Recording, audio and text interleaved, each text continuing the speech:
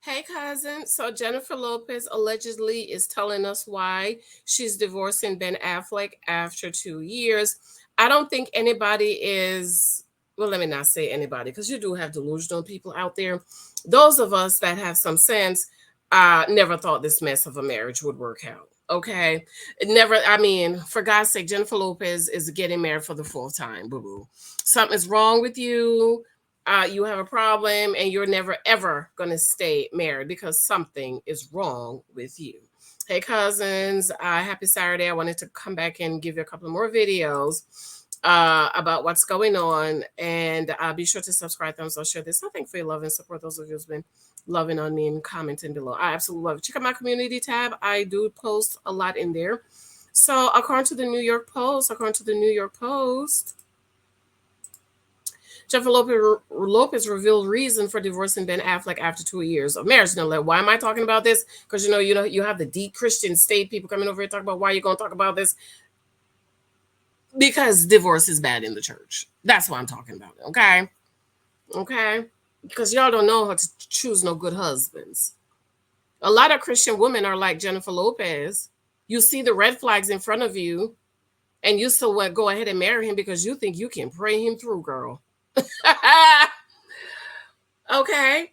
Jennifer Lopez, she's keeping it real. Jennifer Lopez cited irreconcilable differences as the reason for a split from Ben Affleck after 2 years of marriage.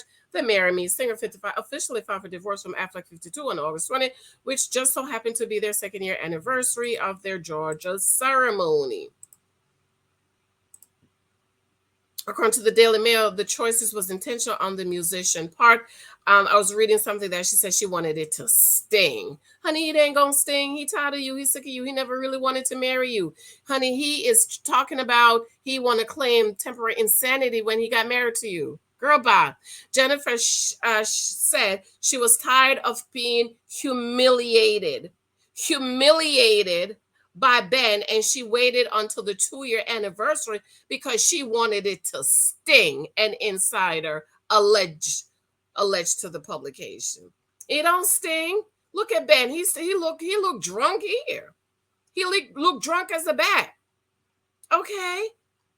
Talk about you wanted to sting. No, it's stinging you more than it's stinging him because he was in LA with his mother, the mother of his children. But it did not sting him, the insider claim. He's been done for a long time, and deep down she knows this. He let her have this so that she wouldn't look like a villain. Another source alleged to US Weekly the timing of the divorce was big FU to Ben. Wow. Mm, mm, mm. Another source. Lopez also listed the date of separation as April 26, 2024, and waived the right to spousal support and asked the judge to deny Affleck support. She requested that Affleck be dropped as her last name, too.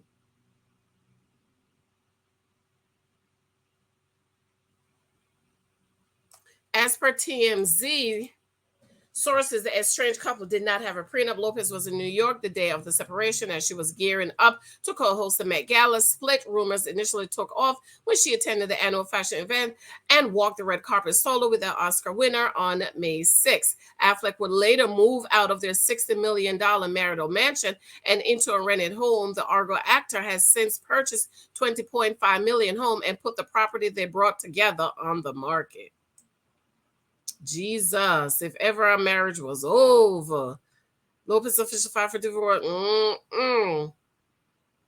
Additionally, Lopez, come on. Additionally, Lopez and Affleck did not spend the 55th birthday or second wedding anniversary together. In July, she was spotted at his rental home on his 52nd birthday last week, but later danced to Bruno Mars at the musician's concert without him during the song Marry Me. The pair first got together in 2022. We already know when they got together. These people, look at this, should not be married. Now, I want to spend a few minutes talking about this because she's talking about she's tired of being humiliated. Well, Jen, didn't he humiliate you before? So what made you think that he wasn't going to humiliate you again? What made you think he was going to do right by you the second time around? You know, it's like the dumb Christian woman marrying the drunk and is shocked when he's still drinking.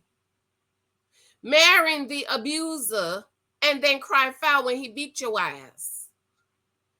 Marrying the man who claim he trying to get to know Jesus, and then you get mad when he don't want to go to church. Marrying a no job having man and then cry foul when you can't pay your rent and your mortgage, and you can't feed your kids. When he don't want to get up and go to work.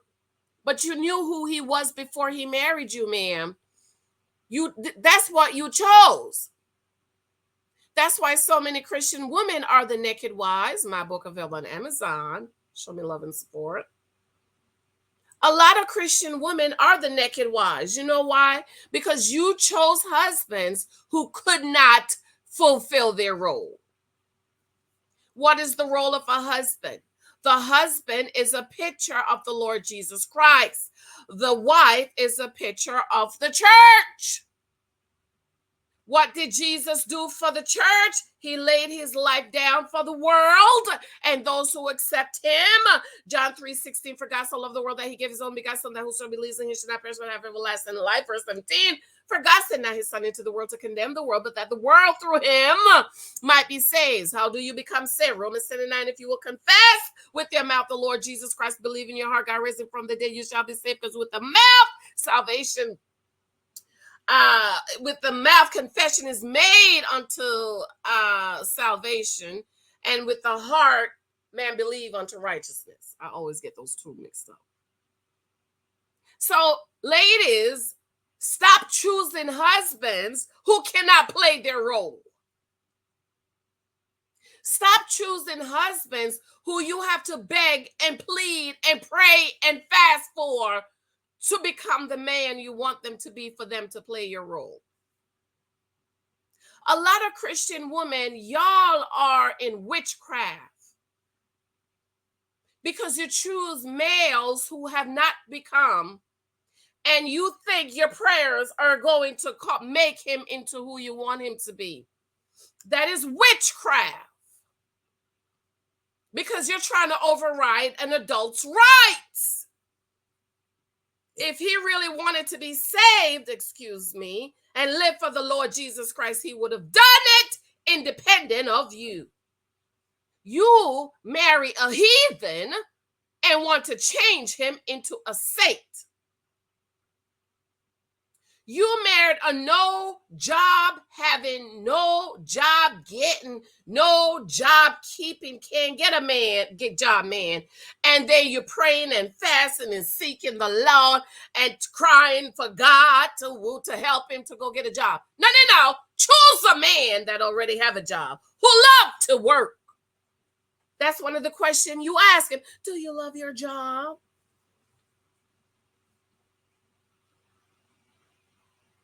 So Jennifer want to cry about, I'm tired of being humiliated. Girl, he humiliated you before. He humiliated the mother of his children. So what did you think was going to happen to you? But Jen, let's not forget, boo-boo, you shouldn't have married him. Y'all, you know, Jennifer and Ben is like the Titanic. God rest the souls of the Titanic. You're trying to save something that cannot be saved. It's too late. It's sinking. Y'all, Ben and Jennifer, y'all built your marriage upon sand. And when a little bit of rain, a little bit of a spring shower have come, your marriage cannot stand because your marriage is not built upon a rock. But you know what? There's a lot of Christian people whose marriage is built upon sand and not upon rock. A lot of y'all women choose potential males. Why do I stay on the women so much? Because when he asked you to marry him, you didn't have to say yes. You could have said no and walk away. You knew that man was an alcoholic when he asked you to marry him. You knew he was a drunkard. You knew he was abusive. You knew he was super aggressive and he was mean like a snake. You knew he couldn't keep no job. You knew he couldn't take control of his ding-a-ling. How do you know that? How many kids he got? Oh, he got 5 kids with 5 different women. Excuse me, dum-dum. That is a man who does not have control over the little 5, the doctor said average is 5, 6 pieces of flesh between his leg. But somehow you think you gonna make him be committed to you. Because we have this thing in the Black community.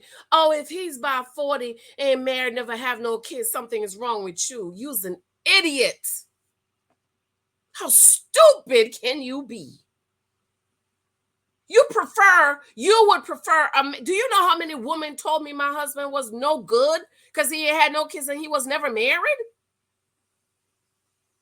So you want him to just go here and spread his seed and become an undisciplined man. Because a man who has kids all over the place is undisciplined. He has no control over his dick. And yes, I know I can hear somebody say, oh, you know somebody didn't have a big A. I don't know, but all I know, ain't nobody came knocking on my door in 11 years.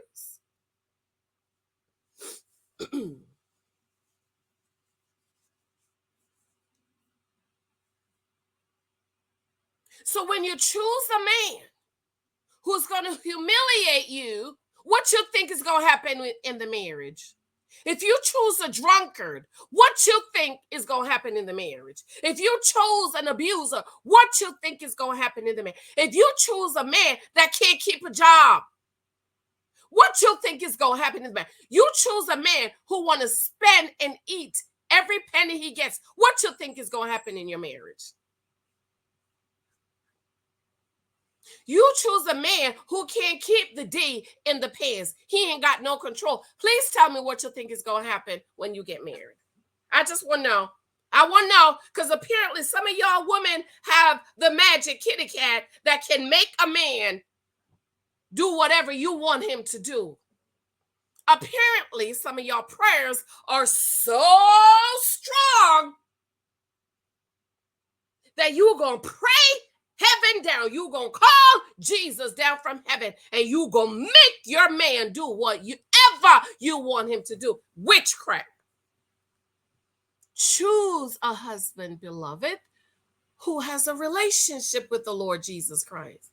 Choose a husband who will get up every morning and go to church. Choose a husband who's not an alcoholic. Choose a husband who has control over the D. Choose a husband who is kind and generous.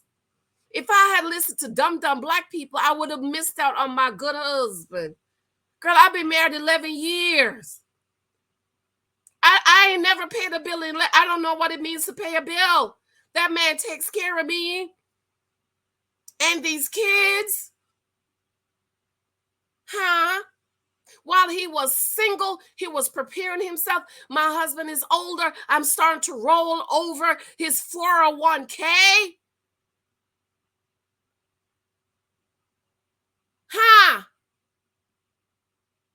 Because why? He became a man before I married him.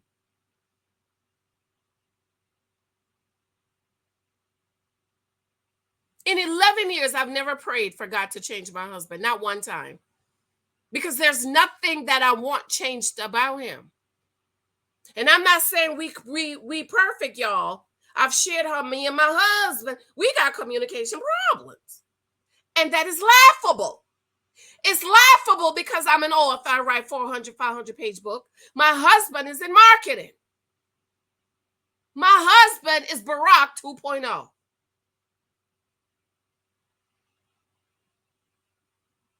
But one day I took up the rug. I switched my rugs out for seasonal. Y'all know I love to decorate.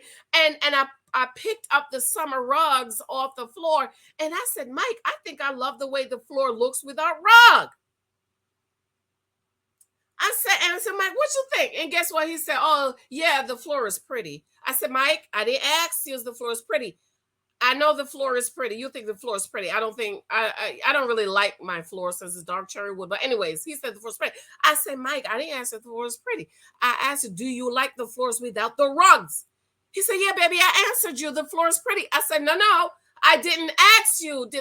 And then I looked at him. I was like, that's our problem. And now what I do is I ask my husband, I said, Mike, I just need you to answer the question. Don't give me anything more, anything less. Just answer my question. Don't put anything. I didn't ask you, are the floors pretty? I asked you, do you like the floors without the rugs? So every marriage has something you need to work on. So now we know it's our weakest link.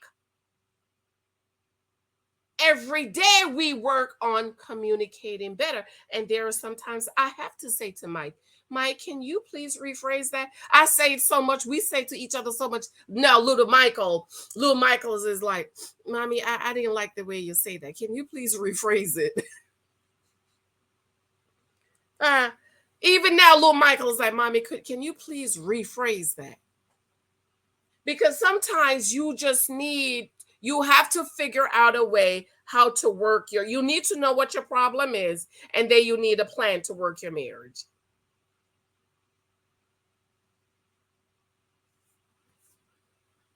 So you can't tell me you marry a male, a potential, and then cry, whine, bitch, and complain, and want to have me on the phone. I don't even talk to people no more on the phone.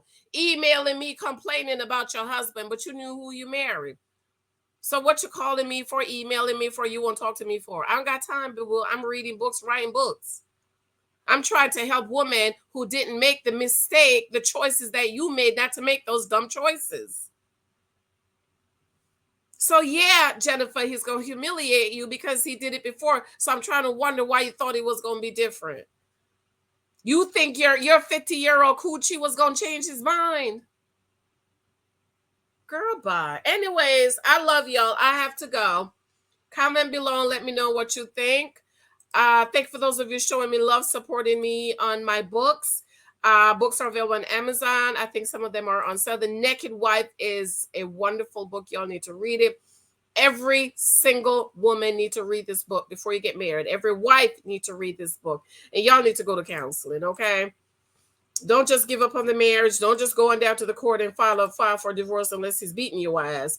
But if you can save your marriage, go ahead and work it, okay? I love you. Talk to you later. Comment below. I'll be in and out the comments. I'm getting ready to go on vacation 2.0, girl. I love you. Talk to you later. Bye.